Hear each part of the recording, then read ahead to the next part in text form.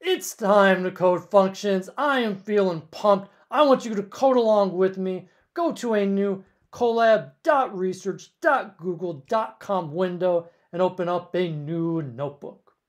Appropriately, let's title this notebook Functions. By the way, I figured out this little trick here. If you go in there and double click, it'll only highlight the left side. Okay, functions. Here's what I want us to do. We are going to write a function that quadruples a number. Interesting. Do you know what quadruples means? Multiplies it by 4. Excellent. Okay, so how do we do that? Well, the first thing we need is the keyword def. Now, that should be followed by a space. And after the space, you're supposed to put the name of the function. You can call it whatever you want.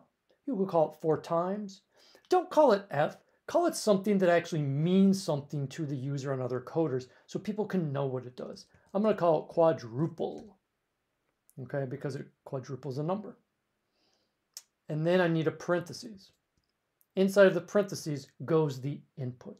It should be a variable. And again, you can call that whatever you want. In this case, I'm going to use the word number because the idea is to quadruple a number. Okay, after the parentheses, you need a colon. Now, that first line is all nicely color-coded. We got the blue def followed by the brown name and the purple input. If you made a mistake and like you added an extra F, you can see now nothing is color-coded. So that would be a sign that you made a mistake. So do look for that color coding. It's actually rather helpful. Okay. After the colon, press return. Then Colab, in most good Python coding environments, will give you the 4 tab spaces automatically. Now we want to write all the instructions that are needed before outputting the desired result. In this case, all we need to do is multiply the number by 4. So let's do that in one line of code. I'm going to assign that to a variable called product. And the product is going to be number times 4. Okay. And now, since I'm done with the instructions, I can return the desired result, which is the product. I do that by typing in return. It's a keyword, changes color to pink, and product. So that's what the function is returning.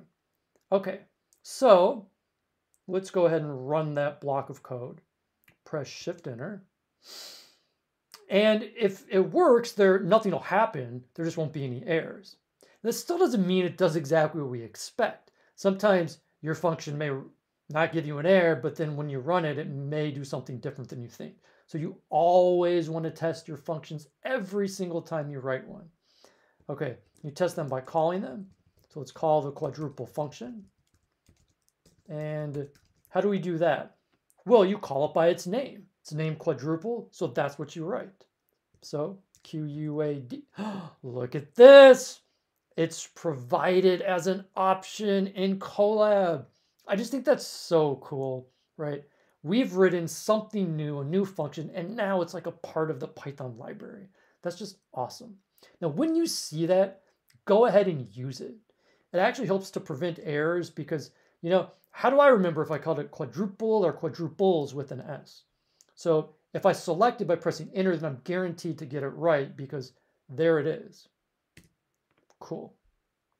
Now you want to put in an input to check it. So you can put any number in there. I'll put the very exciting 3.14. Okay, any number's fine, integer or decimal. Press Shift-Enter. I get 12.56. That's right. Awesome. So there's an introduction to functions.